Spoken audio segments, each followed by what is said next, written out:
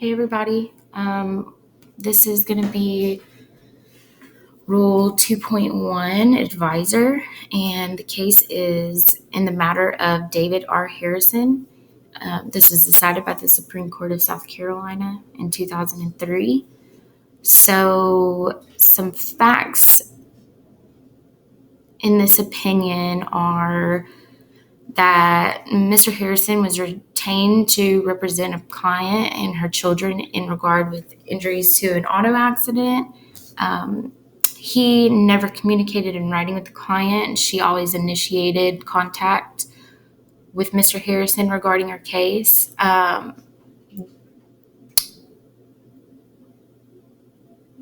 During all those times that space of time where he wasn't communicating with the client, he learned from her physician that the injuries that she had, he couldn't support the contention that they were caused by the car accident that the family was in.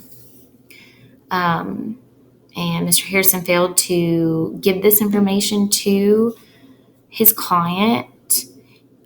He also failed to inform her of applicable statute of limitations. And that led to the client not being able to seek any type of recovery for her and her family because the statute of limitations had expired. So the rule we're going to focus on, he breaks a whole bunch of rules.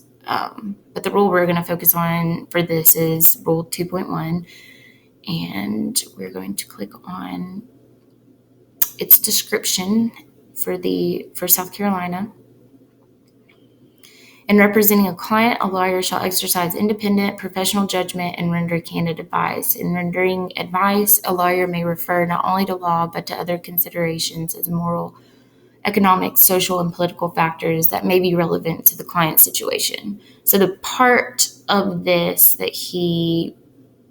rule that he technically violates is the fact that a client is entitled to straightforward advice expressing the lawyer's honest assessment. And withholding that advice from her about the physician's opinion is how he violated that. And if we go to Tennessee and how this case would go down in Tennessee, had he been a lawyer in Tennessee, 2.1 Advisor. In representing a client, a lawyer shall exercise independent professional judgment and render candid advice. In rendering advice, a lawyer may refer not only to law but to other considerations such as moral, economic, social, and political factors that may be relevant in the client's situation. So it's worded a little differently. There's a couple of things that are just a little bit different, but for the most part, it's the exact same language.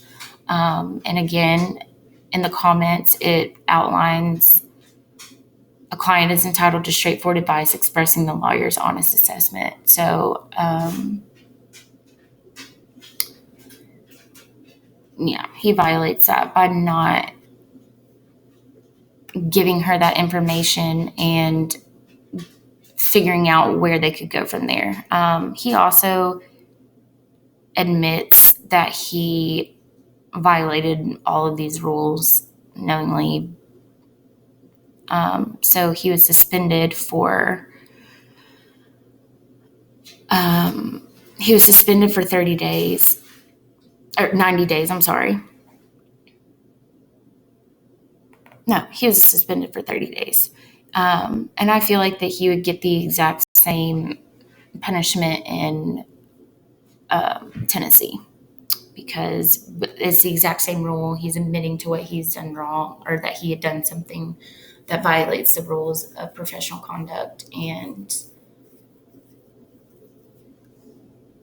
I feel like any judge would probably make the same punishment, maybe longer, but the same punishment of suspension.